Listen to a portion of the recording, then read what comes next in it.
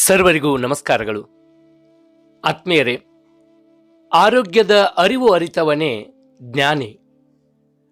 ಲೇಖನದೊಂದಿಗೆ ಧ್ವನಿಯಾದವರು ನಿಮ್ಮ ಪ್ರೀತಿಯ ರವಿ ಕಂಗಳ್. ಕೇಳಿ, ಆರೋಗ್ಯದ ಅರಿವು ಅರಿತವನೇ ಜ್ಞಾನಿ. ಏನಿದ್ದರೇನು 3 ದಿನದ ಈ ಜೀವನದಲ್ಲಿ ಆರೋಗ್ಯವಿಲ್ಲದ ದೇಹವು ಎಣ್ಣೆಯಿಲ್ಲದ ದೀಪದಂತಾಗಿ ಆರಿಹೋಗುವುದು ನಿಶ್ಚಿತ. ಎಷ್ಟೇ ಸಿರಿ ಸಂಪದವಿದ್ದರೂ ಆರೋಗ್ಯದ ಮುಂದೆ ಅವ್ಯಕ್ತವಾಗುತ್ತದೆ. The first wealth is health ಎಂಬಂತೆ ಆರೋಗ್ಯವೇ ಭಾಗ್ಯ ಎಂಬುದು ಎಲ್ಲ ಭಾಗ್ಯಗಳಿಗಿಂತ ಮಿಗಿಲಾಗಿದೆ. ಬದಲಾದ ಜೀವನ ಶೈಲಿ, ಆಹಾರ ಪದ್ಧತಿ ಹಾಗೂ ದುರಭ್ಯಾಸಗಳು ಮಾನವನ ದೀರ್ಘಾಯುಷ್ಯವನ್ನು ಸಂಹರಿಸಿ ಅಕಾಲಿಕ ಮೃತ್ಯುಕೂಪಕ್ಕೆ ತಳ್ಳುತ್ತಿವೆ. ಹೃದಯಾಘಾತ, ಕ್ಯಾನ್ಸರ್ನಂತಹ ಆಘಾತಕಾರಿ ಕಾಯಿಲೆಗಳು ಯಾವುದೇ ಮುನ್ಸೂಚನೆ ನೀಡದೆ ಅದೆಷ್ಟೋ ಕುಟುಂಬಗಳನ್ನು ನಲುಗಿಸಿದೆ. ಇಡೀ ಜಗತ್ತಿನ ನಿದ್ದೆಗೆಡಿಸಿದ ಕೊರೋನಾ ವೈರಸ್ ರಣಕೇಕೆ ಹಾಕುತ್ತಾ ತನ್ನ ಕ್ರೌರ್ಯವನ್ನು ಮೆರೆದು ದಿನನಿತ್ಯದ ನಮ್ಮ ಕಾರ್ಯಚಟುವಟಿಕೆಗಳನ್ನು ಸ್ತಬ್ಧಗೊಳಿಸಿ ಸ್ವಯಂ ಘೋಷಿತ ಬಂದ್ ವಾತಾವರಣ ನಿರ್ಮಾಣ ಮಾಡಿದ್ದು ಪ್ರಕೃತಿಯ ಮುಂದೆ ಮಾನವನ ಆಟವೆಲ್ಲ ಶೂನ್ಯವೆಂದು ದೃಢಪಡಿಸಿದ್ದನ್ನು ನಾವಾರೂ ಮರೆತಿಲ್ಲ. ಹಿಂದೆ ವಯೋಸಹಜ ಕಾಯಿಲೆಗಳಿಂದ ಆಯುಷ್ಯವು ಕೊನೆಗೊಳ್ಳುತ್ತಿತ್ತು. ಇಂದು ಶಿಶುವು ಜನಿಸಿದಾಗಿಂದಲೇ ಗಂಭೀರ ಕಾಯಿಲೆಗಳನ್ನು ಬಳುವಳಿಯಾಗಿ ಪಡೆದುಕೊಂಡು ಬದುಕಿಗಾಗಿ ಹೋರಾಡುತ್ತಿರುವುದನ್ನು ಕಾಣಬಹುದಾಗಿದೆ. ಅದರಲ್ಲೂ ಇಂದಿನ ಯುವ ಪೀಳಿಗೆ ಧೂಮಪಾನ, ಮದ್ಯಪಾನ, ಗುಟಕ, ಗಾಂಜಾ, ತಂಬಾಕು ಹಾಗೂ ಅಫೀಮು ಸೇವನೆಯಂತಹ ದುಶ್ಚಟಗಳಿಗೆ ದಾಸರಾಗಿ ಅಲ್ಪಾಯುಷ್ಯಗಳಾಗಿದ್ದಾರೆ. ಇನ್ನು ದಿನನಿತ್ಯ ಜೀವನವು ಒತ್ತಡದ ಕಾರ್ಯದಲ್ಲಿ ಜರ್ಜರಿತವಾಗಿ ಮಧುಮೇಹ ಹಾಗೂ ರಕ್ತದೊತ್ತಡದ ಸಖ್ಯದಲ್ಲಿ ನಮ್ಮ ಜೀವನ ಅಸ್ತವ್ಯಸ್ತವಾಗಿದೆ. ಅನಾರೋಗ್ಯ ವ್ಯಕ್ತಿಗೆ ಮಾತ್ರ ಬಹುಬೇಗ ಆರೋಗ್ಯದ ಮಹತ್ವ ಅರಿವಿಗೆ ಬರುತ್ತದೆ. Be careful, your body is the living temple of god ಎಂದು ಪಾಶ್ಚಾತ್ಯ ಪಂಡಿತರಾದ ಪ್ರೊಫೆಸರ್ ಹಕ್ಸಲೆ ಅವರು ಹೇಳುವಂತೆ, ಆರೋಗ್ಯವಂತ ದೇಹವು ಸಾಕ್ಷಾತ್ ಭಗವಂತ ನೆಲೆಸಿದ ದೇಗುಲವಾಗಿದ್ದು ಅದನ್ನು ಜತನವಾಗಿಟ್ಟುಕೊಳ್ಳುವ ಹವ್ಯಾಸವನ್ನು ರೂಢಿಸಿಕೊಳ್ಳಬೇಕಾಗಿರುವುದು ಇಂದಿನ ಅನಿವಾರ್ಯತೆಯಾಗಿದೆ. ಡಿವಿಜಿಯವರು ತಮ್ಮ ಕಗ್ಗದಲ್ಲಿ ಹೇಳುವಂತೆ, ಕಲ್ಮಶದ ವಲ್ಮೀಕವೆಂದೊಡಲ ಜರಿಯದಿರು, ಬ್ರಹ್ಮಪುರಿಯಂದದನು ಋಷಿಗಳೊರೆ ದಿಹರು, ಹಮ್ಮುಳ್ಳ ಹಯವ ಕಾಪಿಟ್ಟು ಕಡಿವನ ತೊಡಿಸೆ ನಮ್ಮ ಗುರಿಗೈಪುವುದು ಮಂಕುತಿಮ್ಮ ಎಂದಿದ್ದಾರೆ. ಹೌದು, ನಾವೆಲ್ಲರೂ ಈ ಶರೀರವನ್ನು ಕಲ್ಮಶ ತುಂಬಿದ ಚರ್ಮದ ಹೊದಿಕೆಯ ಗೂಡು ಎಂದು ಭಾವಿಸಿದ್ದೇವೆ. ಈ ಅದ್ಭುತ ಶರೀರದಲ್ಲಿ ಬ್ರಹ್ಮದೇವನು ವಾಸವಾಗಿದ್ದಾನೆಂದು ನಮ್ಮ ಋಷಿ ಮುನಿಗಳು ತಿಳಿಸಿದ್ದಾರೆ. ಪ್ರತಿನಿತ್ಯ ಎದ್ದೊಡನೆ 2 ಕೈಗಳನ್ನು ಮುಂದೆ ಹಿಡಿದು ಕರಾಗ್ರೇ ವಸತೆ ಲಕ್ಷ್ಮಿ, ಕರಮಧ್ಯೆ ಸರಸ್ವತಿ, ಕರಮೂಲೆ ಸ್ಥಿತಂ ಗೌರಿ, ಪ್ರಭಾತೇ ಕರದರ್ಶನಂ ಎಂದು ಹೇಳುತ್ತೇವೆ. ಎಲ್ಲರ ಹೃದಯದಲ್ಲೂ ಭಗವಂತ ನೆಲೆಸಿದ್ದಾನೆ. ಹೀಗಿದ್ದಾಗ ಅದು ಹೇಗೆ ಹೊಲಸು ತುಂಬಿದ ಹುತ್ತ ವಲ್ಮೀಕವಾಗಿದೆ ಎಂದು ಜರಿಯುತ್ತೀರಿ? ನಮ್ಮ ಶರೀರವೆಂಬುದು ಅತ್ಯದ್ಭುತವಾದ ಅನಂತ ಶಕ್ತಿಯುಳ್ಳ ಉತ್ಕಟ, ಉತ್ಸಾಹ ಹಾಗೂ ಚೈತನ್ಯವಿರುವ ಕುದುರೆ ಇದ್ದಂತೆ. ಅದನ್ನು ಸದಾ ಕಡಿವಾಣದಿಂದ ಬಿಗಿದು ಉತ್ತಮ ಆರೋಗ್ಯದಿಂದಿರಿಸಿ ರಕ್ಷಣೆ ಮಾಡಿಕೊಳ್ಳಬೇಕು. ಅನ್ನದಂತೆ ಆಹಾರ, ವಿದ್ಯೆಯಂತೆ ಬುದ್ಧಿ, ನೂಲಿನಂತೆ ಸೀರೆ, ತಾಯಿಯಂತೆ ಮಗಳು, ಗುರುವಿನಂತೆ ಶಿಷ್ಯ ಎಂದು ಹೇಳುತ್ತಾರಲ್ಲವೇ? ಹಾಗೆ ನಾವು ಸೇವಿಸುವ ಆಹಾರವನ್ನು ಯಾರು ತಯಾರು ಮಾಡಿದ್ದಾರೆ, ಹೇಗೆ ತಯಾರು ಮಾಡಿದ್ದಾರೆ, ತಯಾರಿಸಿ ಉಣಬಡಿಸುವ ಆಹಾರದಲ್ಲಿ ಪ್ರೀತಿ, ಭಕ್ತಿ, ಅಂತಃಕರಣವಿದೆಯೋ ಅಥವಾ ವ್ಯಾಪಾರಿ ಮನೋಭಾವವಿದೆಯೋ ಅಥವಾ ಕೊಟ್ಟುಕೊಳ್ಳುವ ಸಂಸ್ಕೃತಿ ಇದೆಯೋ ಎಂಬುದು ಕೂಡ ನಮ್ಮ ಆಚಾರ ಮತ್ತು ವಿಚಾರದ ಮೇಲೆ ನೇರವಾಗಿ ಪರಿಣಾಮ ಬೀರುತ್ತದೆ. ಇದು ಹೇಗೆಂದರೆ, ಒಮ್ಮೆ ಸಂತರೊಬ್ಬರು ಭಕ್ತನ ಮನೆಗೆ ಪ್ರಸಾದ ಸೇವಿಸಲು ತೆರಳಿದ್ದರು. ಆತ ಸಂತರನ್ನು ಅತ್ಯಂತ ಪ್ರೀತಿ, ಭಕ್ತಿ ಮತ್ತು ಅಂತಃಕರಣದಿಂದ ಬರಮಾಡಿಕೊಂಡು ಬೆಳ್ಳಿ ತಟ್ಟೆಯಲ್ಲಿ ಪ್ರಸಾದವನ್ನು ನೀಡುತ್ತಾನೆ.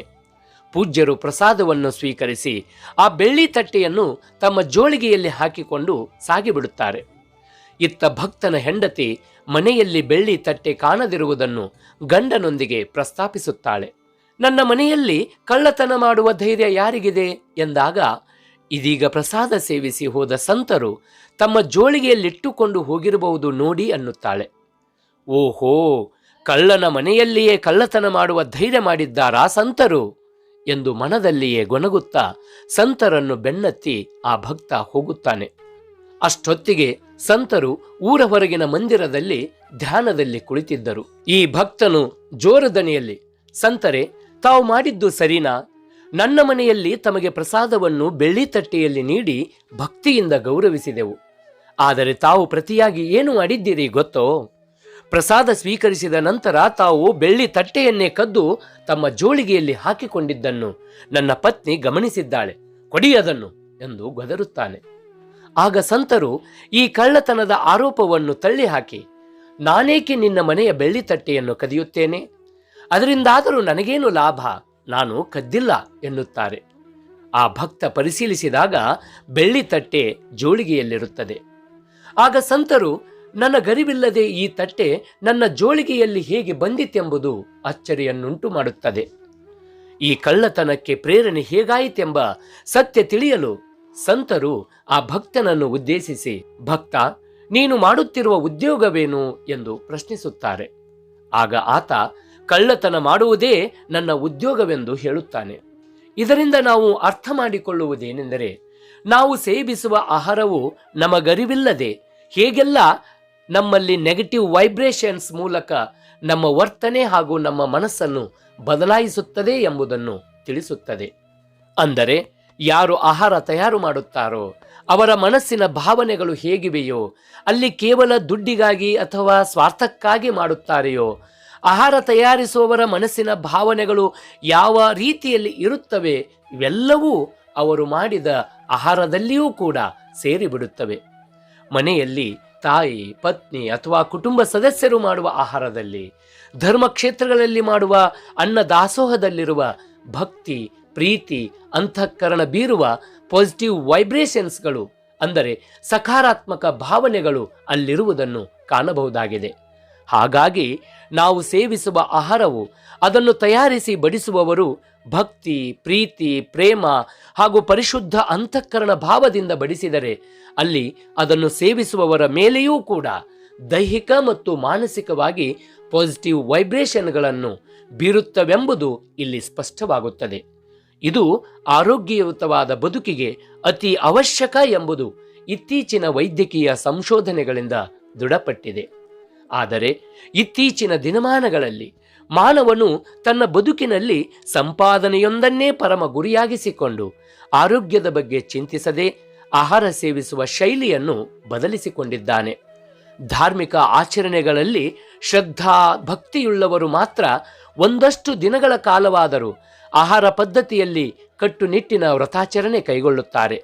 ಇದು ದೇಹದ ಆರೋಗ್ಯದಲ್ಲಿ ಸ್ಥಿರತೆ ಕಾಪಾಡಿಕೊಳ್ಳುವ ಒಂದು ಮಾರ್ಗವಾಗಿದೆ. ಆದರೆ ವ್ರತಾಚರಣೆಯ ನಂತರದಲ್ಲಿ ಸಸ್ಯಜನ್ಯ ಮೂಲದ ಸಾತ್ವಿಕ ಆಹಾರವನ್ನು ಹೆಚ್ಚು ಹೆಚ್ಚು ತಿನ್ನುವ ಬದಲಾಗಿ ಮನುಷ್ಯ ಪ್ರಾಣಿ ಎಂಬುದನ್ನು ಸಾಬೀತುಪಡಿಸಿ ಪ್ರಾಣಿಜನ್ಯ ಆಹಾರ, ಪಾಶ್ಚಾತ್ಯ ಜಂಕ್ ಫುಡ್ಗಳಿಗೆ ಹೆಚ್ಚು ಆಕರ್ಷಿತವಾಗುತ್ತಿದ್ದಾನೆ. ಅದರಕ್ಕೆ ಸಿಹಿ, ಉದರಕ್ಕೆ ಕಹಿಯಾಗುವ ಆಹಾರ ಸೇವನೆಗೆ ಹೆಚ್ಚು ಆದ್ಯತೆ ನೀಡುತ್ತಾ ನೆಗೆಟಿವ್ ವೈಬ್ರೇಷನ್ಗೆ ಒಳಗಾಗಿ ಮಾನಸಿಕ ಮತ್ತು ದೈಹಿಕ ಅನಾರೋಗ್ಯಕ್ಕೆ ತುತ್ತಾಗುತ್ತಿದ್ದಾನೆ. ಉತ್ತಮ ಆಚಾರ ವಿಚಾರಗಳಿಗೂ ನಾವು ಸೇವಿಸುವ ಆಹಾರ ಹೇಗೆ ನಮ್ಮ ಮೇಲೆ ನೇರ ಪರಿಣಾಮ ಬೀರುತ್ತದೆ ಎಂಬುದನ್ನು ಅರಿತುಕೊಂಡು ಸಾತ್ವಿಕ ಆಹಾರವನ್ನು ಸೇವಿಸೋಣ. ಹಿತಬುಕ್, ಮಿತಬುಕ್, ಋತುಬುಕ್ ಎಂಬಂತೆ ನಮ್ಮ ನಮ್ಮ ಪ್ರಾದೇಶಿಕತೆಗನುಗುಣವಾಗಿ ಹಿತವಾದ ಆಹಾರವನ್ನು ಮಿತವಾಗಿ ಋತುಮಾನಕ್ಕೆ ತಕ್ಕಂತೆ ಸೇವಿಸೋಣ. ನಮ್ಮ ಆರೋಗ್ಯ ನಮ್ಮ ಕೈಯಲ್ಲಿದೆ. ಆರೋಗ್ಯದ ಅರಿವು ಅರಿತವನೇ ಜ್ಞಾನಿ ಎಂಬುದನ್ನು ತಿಳಿದು ಸಾತ್ವಿಕ ಆಹಾರದೊಂದಿಗೆ ಸರಳ ಆರೋಗ್ಯ ಸೂತ್ರಗಳಾದ ನಿಯಮಿತ ನಿದ್ರೆ, ವ್ಯಾಯಾಮ, ಶುಚಿತ್ವ ಹಾಗೂ ಉತ್ತಮ ಹವ್ಯಾಸಗಳನ್ನು ರೂಢಿಸಿಕೊಳ್ಳೋಣ. ಅನಾರೋಗ್ಯದ ಲಕ್ಷಣಗಳು ಕಂಡ ತಕ್ಷಣ ಸೂಕ್ತ ವೈದ್ಯಕೀಯ ಸಲಹೆಯಂತೆ ಜೀವನ ನಿರ್ವಹಣೆ ಮಾಡಿ ಆರೋಗ್ಯಯುತವಾದ ನೆಮ್ಮದಿಯ ನಾಳೆಗಳನ್ನು ನೋಡೋಣ. ಸರ್ವೇ ಜನಃ ಸುಖಿನೋ ಭವಂತು, ಸರ್ವೇ ಸಂತು ನಿರಾಮಯಾಃ, ಸರ್ವೇ ಭದ್ರಾಣಿ ಪಶ್ಯಂತು, ಮಾ ಕಶ್ಚಿತ್ ದುಃಖ ಭಾಗ್ ಭವೇತ್ ಎಂದು ಭಗವಂತನಲ್ಲಿ ಪ್ರಾರ್ಥಿಸುತ್ತೇನೆ. ಸರ್ವರಿಗೂ ಸನ್ಮಂಗಲವಾಗಲಿ. ಇಂತಿ ನಿಮ್ಮವ ರವಿ ಕಂಗಳ್. ಎಲ್ಲರಿಗೂ ನಮಸ್ಕಾರಗಳು.